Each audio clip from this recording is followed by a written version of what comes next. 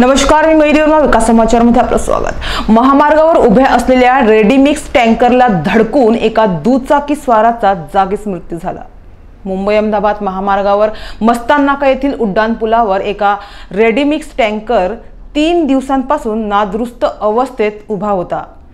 तर मिळालेल्या माहितीनुसार म्हसरोडी येथील जितेंद्र रघु गोवारी वय वर्ष 29 हा तरुण मंगळवारी रात्री 10च्या सुमारास महामार्गावरील मस्तान नाका उड्डाणपुलावरून दुचाकीवरून दुर्वेस बाजूकडे वीटभट्टीवर कामानिमित्त जात असताना त्याची या टँकरला पाठीमागून जोरदार धडक बसली। या धडकेत जितेंद्र याचा जागीच मृत्यू झाला। तर महामार्गावर पेट्रोलिंग करणाऱ्या पथकावर कारवाई करा अशी मागणी जनतेकडून केली जात आहे। ही घटना मंगळवारी 13 फेब्रुवारी रोजी रात्रीच्या सुमारास मस्तान नाका येथील मुंबई अहमदाबाद महामार्गावरील उड्डाणपुलावर घडली। रुग्णवाहिका चालक अकील सय्यद यांनी घटनास्थळी पोहोचून या व्यक्तीचा मृतदेह मनोरच्या ग्रामीण रुग्णालयात शवविच्छेदनासाठी दाखल केला।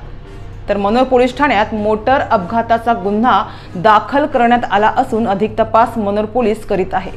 गेल्या 3 दिवसांपासून नादुरुस्त अवस्थेत हा टँकर विठ्ठल कामत हॉटेलच्या समोर असलेल्या उड्डाणपुलावर उभा होता। त्याच्या मागे कोणत्याच प्रकारची लाईट किंवा रिफ्लेक्स नव्हता आणि त्यातच रस्त्यांवर लावलेले पथदिवे बंद होते।